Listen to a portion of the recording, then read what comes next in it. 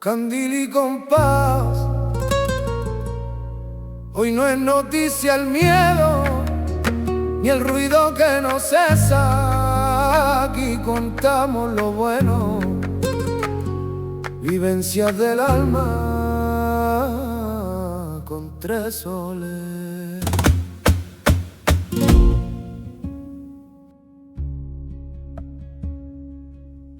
Cántico de los Peregrinos, Salmo 120. Estoy en apuros, clamo a Dios. Estoy desesperado por una respuesta. Líbrame de los mentirosos, Dios. Sonríen dulcemente, pero mienten con descaro. ¿Saben lo que viene ahora? ¿Pueden ver lo que se avecina, mentirosos descarados? Flechas puntiagudas y carbones encendidos serán su recompensa. Estoy condenado a vivir en Mesec, denigrado con un hogar en Cedar. Mi vida entera ha transcurrido entre vecinos pendencieros. Estoy a favor de la paz, pero en cuanto se lo digo, se ponen en pie de guerra. Candil y compás, palabras con alma. El Salmo 120 es un grito nacido en la angustia, la voz de alguien cansado de vivir entre la mentira, entre palabras que engañan, entre promesas que no se sostienen. Dice el salmista: en mi angustia invoqué al Señor, y Él me respondió. Líbrame, Señor, de los labios mentirosos, de la lengua embustera. Y frente a ese mundo de falsedad, suena el cante del lebrijano. Libres como el aire, libres como el viento.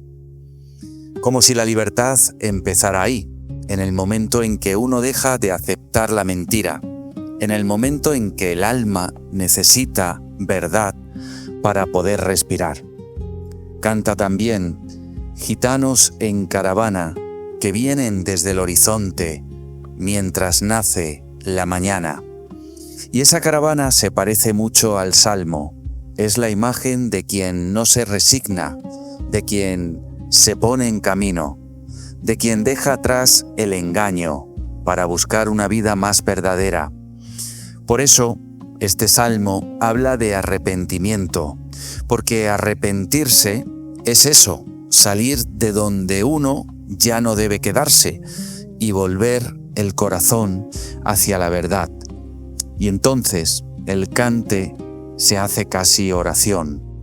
Si tu querer me da abrigo, yo he de ser buen caminante con la libertad y contigo. El salmo clama, el cante responde, y ambos nos recuerdan que la verdadera libertad no está en hacer cualquier cosa, sino en caminar en la verdad. Libres como el aire, libres como el viento, como las estrellas en el firmamento. Candil y compás, palabras con alma. Bienvenidos a este segundo episodio de Candil y compás. Hoy vamos a hablar del arrepentimiento. Bien hallado. Madre mía, Gracias, Fran. qué tema. ¿Qué tal estáis? ¿Bien? Muy bien, ¿no te has sabido gracias? ¿Os arrepentís de haber venido? ¿De haber venido? No. Esperemos no arrepentirnos al final. No, vamos a intentar que los oyentes puedan disfrutar con este episodio.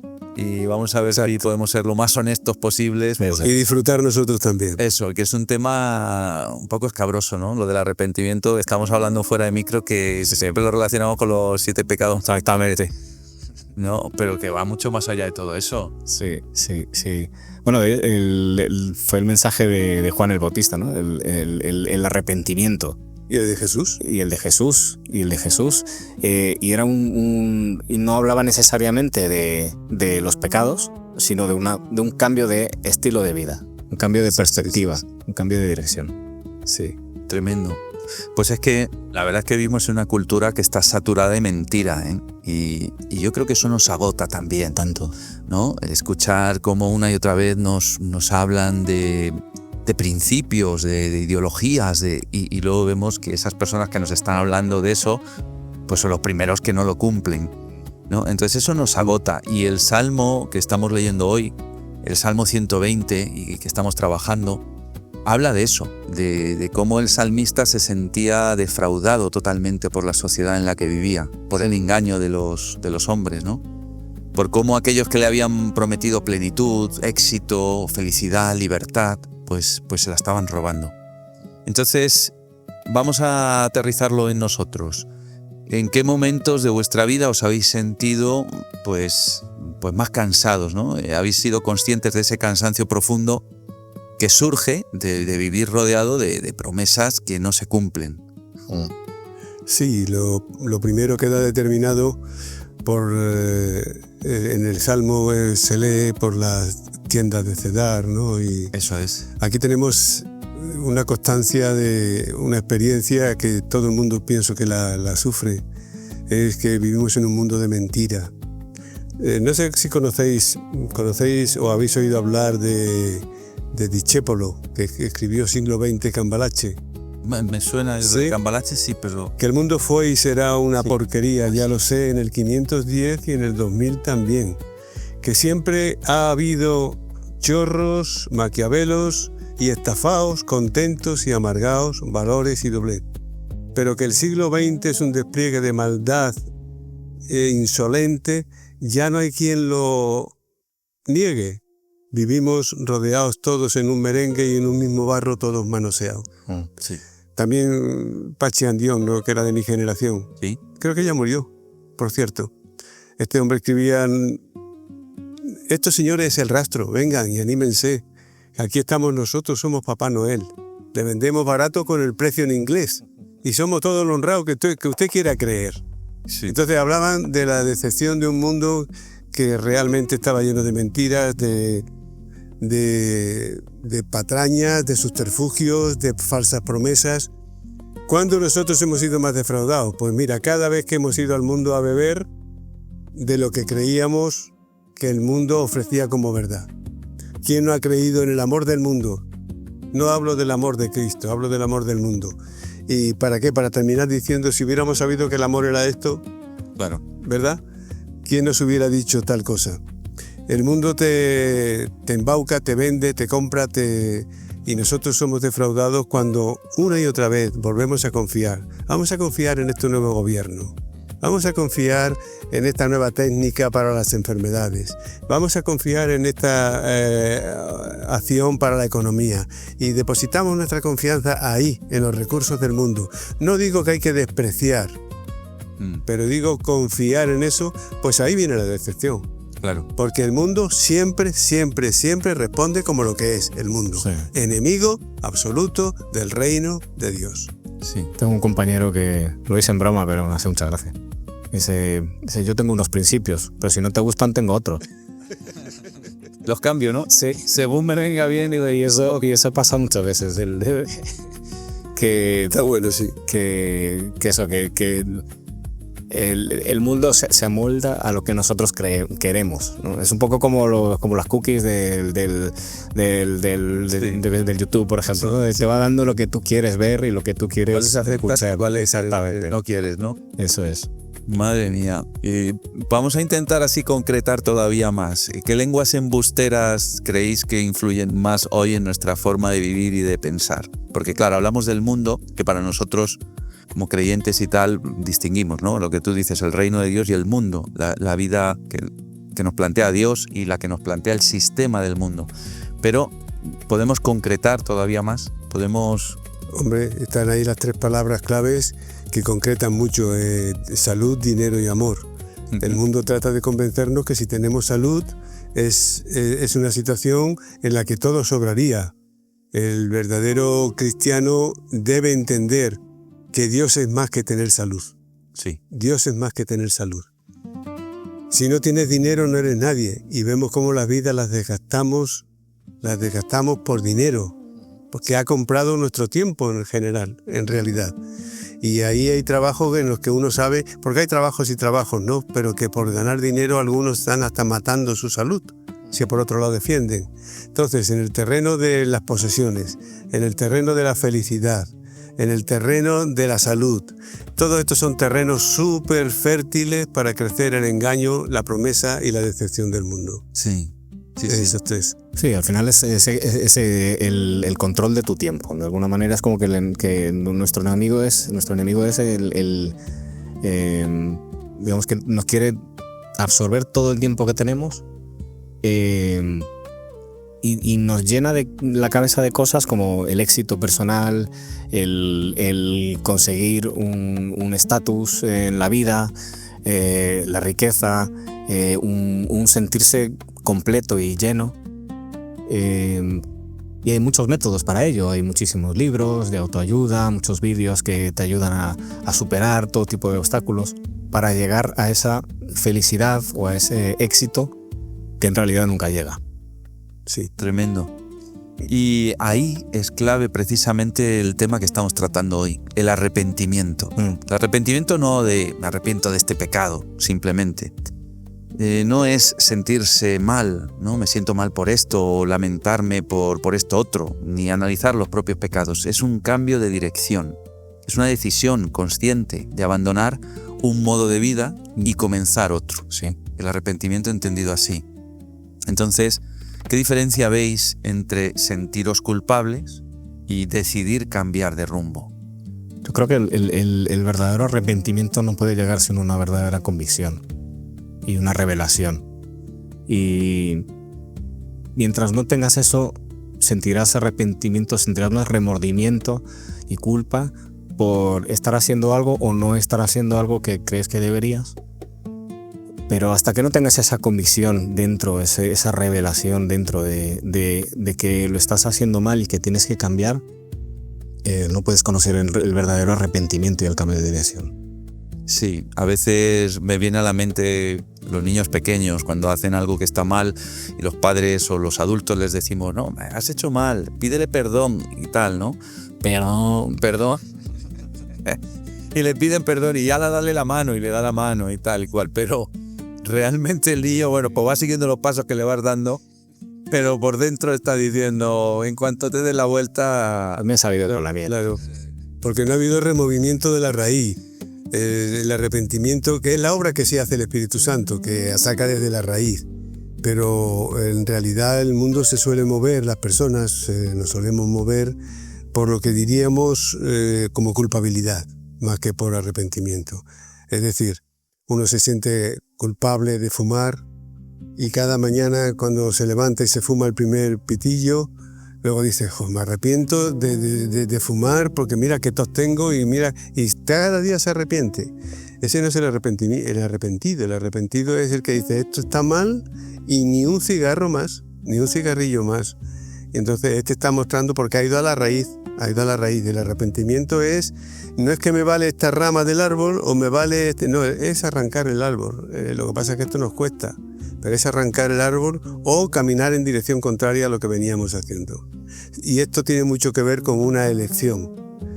Por supuesto, las raíces que tú no sabes tocar, ahí llega el Espíritu Santo, ¿no? Que es el que produce verdadero arrepentimiento, juicio, es el que trae a las personas este sentimiento de juicio, de arrepentimiento verdadero, pero nosotros tenemos que entender que arrepentimiento es una decisión contraria a lo que sancionamos como mal y que venimos haciendo en nuestra vida. O sea que al final ese arrepentimiento, ese cambio de dirección implica dejar algo atrás. Así siempre. Lo vemos en la Biblia, por ejemplo, cuando Abraham deja Mesopotamia, cuando Moisés rechaza Egipto, cuando Israel sale al desierto. No podemos caminar hacia Dios, digamos, sin soltar ciertos lugares que nos ofrecían seguridad falsa, ¿no? O engaño. Entonces, ¿qué Egiptos o qué Mesopotamias, esa sería la pregunta, modernas, crees que hoy nos cuesta más dejar atrás? ¿Cómo lo veis? Vivimos hoy en día nos hemos pasado de Egipto y hemos pasado por Mesopotamia y creo que vivimos en Babilonia hoy en día, ¿no? En lo que sí, sería el equivalente a Babilonia. Y ese dejar atrás es dejar atrás un sistema al que es bastante cómodo, por lo contrario, porque hemos de reconocer que nosotros aquí vivimos bastante bien, sí, y vivimos muy cómodos y se nos ofrecen 1000 posibilidades y 1000 alternativas y cosas que podemos conseguir y al final, hasta que no nos demos cuenta que todo eso es vanidad de vanidades, no nos podremos arrepentir, ¿no? Y en el fondo nos gusta también lo que estamos viviendo, ¿no? No nos aporta, pero estamos a gusto. Y yo creo que ese es nuestro mal, esa es nuestra enfermedad hoy en día, ¿no? Y el que nos impide realmente arrepentirnos y vivir, no arrepentirnos como decíamos antes, de los pecados, ¿no? De los 7 pecados capitales, sino realmente cambiar nuestra forma de vivir la vida con Jesús, que podría ser muchísimo más, podría ser una experiencia muchísimo más grande y más bonita de la que es, pero estamos muy distraídos con todos los placeres que nos ofrece el entorno en el que estamos. Uh-huh. Bueno, todos de una forma o de otra tenemos un conocimiento de qué significaba en su tiempo Mesopotamia, el poder militar, todo el poderío y la sabiduría de Egipto, sus universidades, donde, por cierto, Moisés fue bien educado, ¿no? Como hijo de Faraón. Todos lo conocemos, entonces tiene su atractivo per se. O sea, ¿quién no quiere ser poderoso? Por favor, ¿quién no quiere ser poderoso? ¿Quién no quiere ser sabio? Entonces la sabiduría, el poder, la filosofía, todo lo que, digamos, calienta nuestro ego, pues está ahí y solo un reconocimiento profundo de que aunque nos sea agradable, es como la serpiente que terminamos mordiendo, ¿no? Pues no escarmentaremos. Hay una fábula que no la sé de memoria, pero sí sé la esencia, y era que alguien encontró una serpiente, ahora que la he mencionado, yerta por el frío en el suelo. Entonces este hombre cogió la serpiente y la metió en su seno y la calentó. Y ya sabéis qué pasó, ¿no? Cuando la serpiente volvió a su potencia y a su fuerza, le mordió y murió. Sí. O también, como decía Calderón, no voy de la gloria en pos, ni torpe ambición me aguarda. Y por eso al nacer cada mañana tan solo le pido a Dios casa limpia donde albergar, pan tierno para comer, un libro para leer y un Cristo para rezar. Es decir, él no iba detrás de la fama ni de la gloria en pos. Era un hombre sabio. ¿Que había renunciado a qué? Había renunciado a Mesopotamia, al poder de su tiempo, y había renunciado al elogio de su tiempo. Cualquiera lo diría escribiendo así, ¿no? Como un hombre sin elogio, pero él deja traducir las cosas que para él tienen importancia, y son las cosas que se viven de cerca, como una casa limpia. Una casa limpia dice mucho de quien la tiene, sin ser un capítulo bíblico.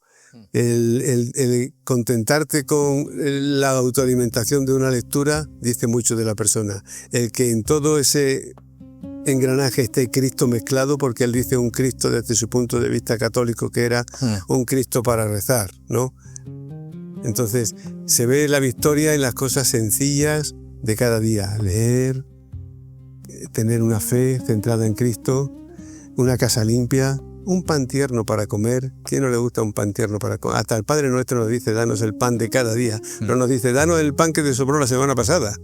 Claro. No, danos el pan cada día. Entonces sí, hay mucha... Sí. No, que hay mucha farándula en todo este tema, y lo que tendríamos que centrar... Bueno, pues lo que estábamos diciendo, que me estaba recordando según hablabas sobre la ascética y la mística. La ascética proponía a Fray Luis un camino, bueno, lo de las 3 vías, la vía purgativa, ¿no?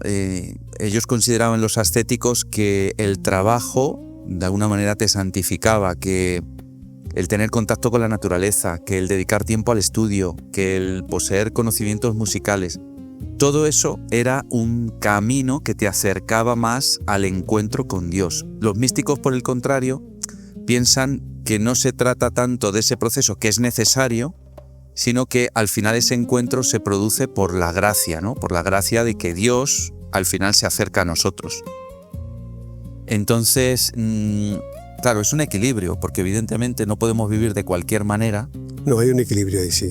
No podemos vivir de cualquier manera, pero tampoco aunque fuéramos perfectos, o sea, aunque intentáramos, si siguiéramos todos los consejos que nos dan en alimentación, en educación emocional, todos los consejos religiosos, ya es que entonces podríamos tener ese encuentro con Dios. Pues está también la gracia, sobre todo, de que Él decide salir a nuestro encuentro, ¿no?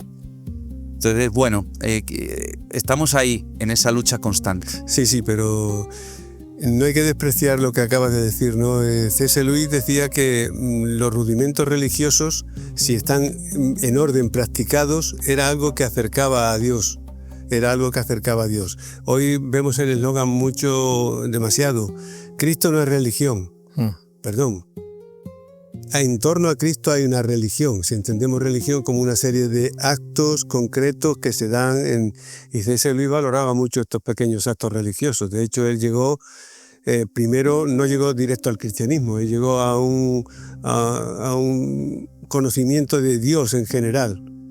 Cualquiera diría, no, pero es que eso no es pero fue el preámbulo que Dios fue usando en él. Era un hombre que ya empezó a ser coherente con su idea teocéntrica. No era cristiano, pero era teocéntrico. Sí. Tenía a Dios como el centro, empezó a tener a Dios como el centro. Y todo lo que desarrolló se puede llamar religión.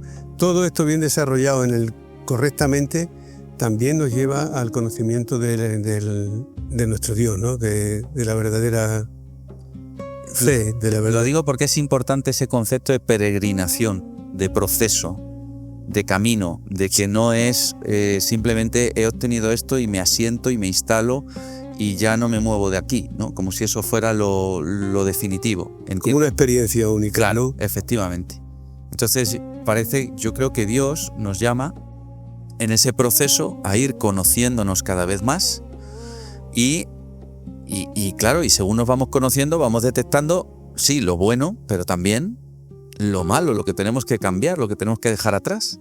Y ahí entra el arrepentimiento. Entonces no es tanto de un pecado concreto, no es tanto de algo que hayamos hecho mal en un momento puntual, sino y ya está. Y entonces, bueno, pues voy a misa, voy al culto los domingos y me arrepiento. Y me arrepiento y ya está, ¿no? Y no, es más bien un proceso diario, es algo de lo que tengo que ser consciente cada día. Cambiando nuestra vieja manera de vivir, ¿no? Como dice Pablo, que cambiemos nuestra vieja manera de pensar.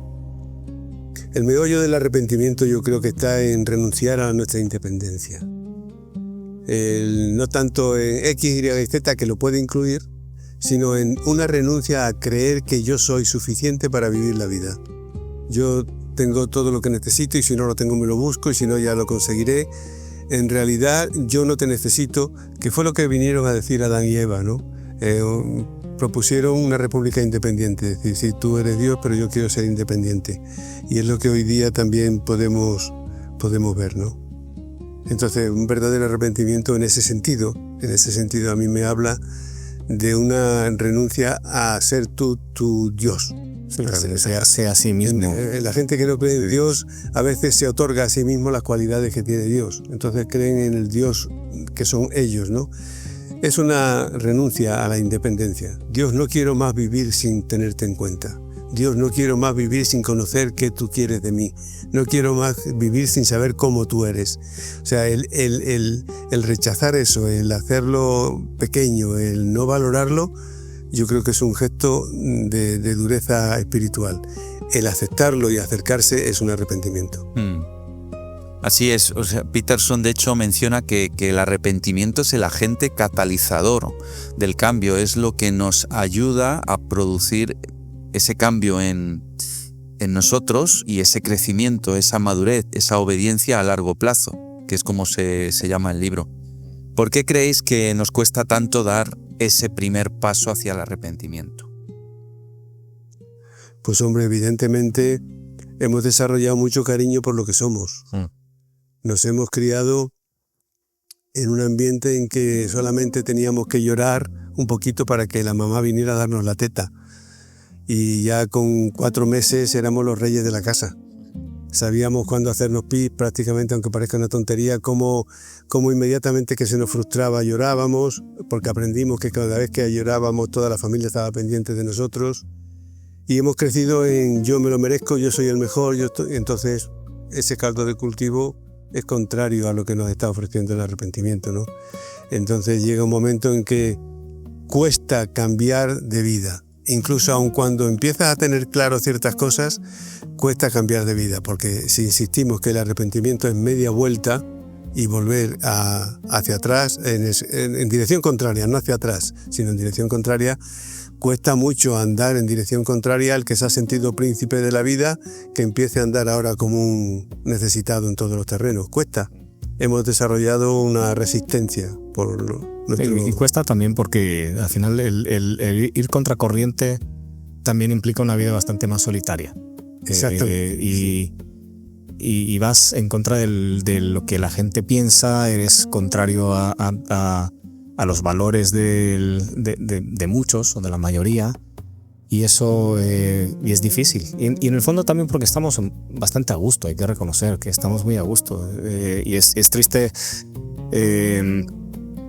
que los mayores avivamientos, tanto personales como de una sociedad, de una cultura, siempre han venido cuando ha habido sufrimiento. Y es por eso, porque cuando todas las cosas van bien, y bueno, se ve también en la historia de Israel, cuando las cosas se ponían bien, cuando todo iba bien, los cultivos estaban bien, la gente empezaba a bajar la guardia, ¿no? y a moldarse a una vida más cómoda, más a gusto, y perdía de vista a Dios, ¿no? Sí. Y por eso creo que nos cuesta mucho arrepentirnos, porque estamos a gusto. Sí. Sí. Dicho en plata, ¿no? Y al final es renunciar y morir a tus propios gustos, a tus propios intereses, a tus propios deseos. Pero que muchos de estos han sido forjados en, digamos, en expectativas erróneas. Absolutamente. En mentira. ¿No? En mentiras. Entonces, al final el Salmo 120 nos está hablando de dos caminos: el camino de la verdad o el de la mentira, el de Dios o el del sistema engañoso del mundo, ¿no? Y el arrepentimiento no es neutral. El arrepentimiento exige una toma de postura, una decisión, un cambio de dirección, ¿no?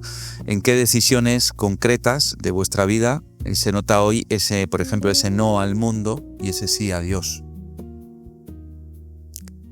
Pues hombre, yo creo que se nota en todo, en nuestra consideración del matrimonio, nuestra consideración a qué damos valor en la sociedad, como por el arrepentimiento, pues damos valor a que la gente quite la vida por cualquier causa. Damos valor al matrimonio, que no está de moda. Nosotros sí tenemos de moda el matrimonio en ese sentido. Digo esto porque esto lo puede entender cualquiera, ¿no? Yo creo que nos ha cambiado también en la forma, nos ha cincelado en la forma de entender las riquezas, ¿no? No es que nos ha hecho unos conformistas que nos conformamos con cualquier cosa, sino que deseamos la prosperidad con prudencia, ¿no? Como dice la Biblia, desiste de ser rico, que trae muchas... Pues es verdad, pero también no es algo prohibido para nosotros, pero que está puesto en un matiz de observación. Observamos nuestra lengua, observamos nuestro comportamiento. Hay muchas áreas en las que a la hora de comprar, a la hora de vender, a la hora de vestir, que es importante, ¿no? Que parece una tontería, ¿no? No estoy hablando de vestirnos todos de la misma manera, sino de darle la importancia que tiene el vestido, no más. A eso me refiero, no a vestir todos. Entonces hay muchas áreas, así que el arrepentimiento ha modificado nuestra forma de vivir. No, se ve al final en lo que hablábamos del discipulado, ¿no? Cuando eres discípulo, cuando Jesús es tu maestro y cada vez te vas pareciendo más a Él, en pequeños actos, en cómo tratas a los demás, cómo tratas al semejante, cómo consideras al que no merece quizás esa atención tuya, que tu orden de valores es diferente al de los demás, ¿no? Y tratas con amor y con respeto a la gente. Y eso es lo que yo creo que la gente necesita ver o quiere ver. Sí. Sí. Hablábamos antes os comentaba, ¿no? De cómo cuando estaba aprendiendo en el tema de la docencia me decía un profesor que los profesores nunca se equivocan, ¿no? No puedes dar la imagen a la clase de que te has equivocado. Y después de varios años, pues pienso lo contrario. Pienso que no me hace más fuerte el dar esa imagen de yo no me he equivocado ante los alumnos, Sí. sino todo lo contrario.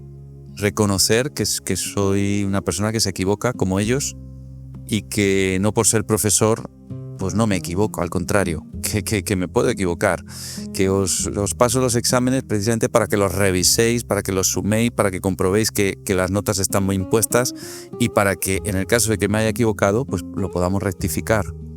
Entonces el arrepentimiento, lejos de debilitarnos, pienso que nos fortalece, que nos hace más fuertes ante el prójimo, ¿no? Y podríamos aplicarlo a las relaciones familiares, podríamos aplicarlo a las relaciones laborales, a todos los ámbitos. Habla de humildad también, ¿no?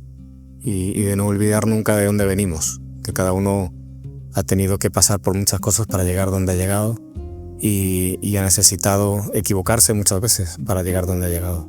Y reconocerlo da dignidad al que lo reconoce, al que lo admite. Sí, el arrepentimiento es una plomada, es quien de veras determina la separación entre lo que está torcido y lo que está bien. Y bien hace el hombre cuando viene al auténtico arrepentimiento. No a lo que dijimos antes, no al sentimiento de culpa, que fue el que llevó a Judas a quitarse la vida, ¿no? Si en lugar de tener un sentimiento de culpa, él hubiera entendido bien lo que es arrepentimiento y camino, posiblemente hubiera regresado a Cristo y le hubiera pedido perdón por lo que hizo, ¿no? Pero él no hizo esto, sino que cargado de culpa se ahorcó. Pedro también le negó. Sin embargo, Pedro recurrió al arrepentimiento, ¿no? A llorar amargamente. Ahí vemos lo que eso produjo en su alma. Y fue restaurado. Donde el arrepentimiento es el que pone la plomada divina en nosotros también. En la renuncia a la pared torcida y en la aceptación del plano nuevo. En la Biblia vemos muchos ejemplos. Quizá el que más recordamos siempre es el de David, que fue un hombre que se equivocó muchísimo y pecó mucho también a lo largo de su vida, y sin embargo, si algo le caracterizaba era su arrepentimiento. Claro. Que siempre buscaba a Dios en medio de su error y buscaba un cambio de dirección profundo. Bueno, pues hemos tocado muchos temas, muchos palos, como solemos hacer, y cerramos el episodio. No sé si queréis añadir algo más, algo que os haya quedado en el tintero y que no quiero que os arrepintáis luego de no haberlo dicho. Pues que hay un momento para todo en la vida y lo importante es no dejar pasar la oportunidad de cuando el arrepentimiento llama a tu corazón, no cambiarlo, no edulcorarlo, no camuflarlo, no diluirlo, sino atenderlo. Porque yo creo que en su misericordia Dios llama a todos al arrepentimiento. Esto no es un mensaje escritural, es un mensaje bíblico. Dios está llamando a todos al arrepentimiento. Dios no llamaría a nadie a algo que Él no se ha preocupado de divulgar. Si Dios llama al arrepentimiento es porque de una forma o de otra te hace entender arrepentimiento. Si hoy sientes en tu corazón una llamada a un cambio de vida, si sientes una llamada a una pared recta, estás cansada de la pared torcida, pues Cristo es la plomada. Entonces es una oportunidad para ti. Quizá dices, no sé cómo hacerlo, pues busca ayuda. De alguna forma podrás entrar en contacto con alguna iglesia evangélica o con alguna persona que conoce a un evangélico y él te puede ayudar a que realmente aproveches esa llamada de arrepentimiento. Y también que nunca es tarde para el arrepentimiento. Así es. Nunca es tarde. Y nunca has llegado demasiado lejos para que un arrepentimiento no te ayude a volver al buen camino. Yo creo que eso, alguno que esté escuchando puede necesitar escuchar esto, que no es tarde para arrepentirse, y que no es para seguir viviendo una vida triste, sino una vida alegre, confiada en Dios, que Él perdona nuestros pecados, perdona nuestras maldades y puede cambiar. Sí, comenzábamos hablando De hecho cambia. Así es. de Will Smith, ¿no? Diciendo que él se liberó, se quitó un peso de encima cuando realmente salió lo peor de él, pero aunque se arrepintió, pero como que quedó expuesta su imagen pública de que no era perfecto, ¿no?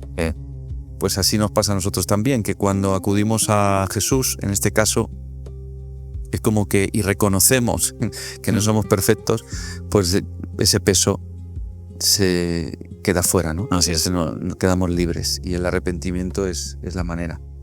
Muchísimas gracias por haber estado en este episodio. Muchas gracias. Un placer, ¿qué tal? Y nada, no os arrepentís al final de haber participado. No, nos arrepentimos de no arrepentirnos. Muy bien.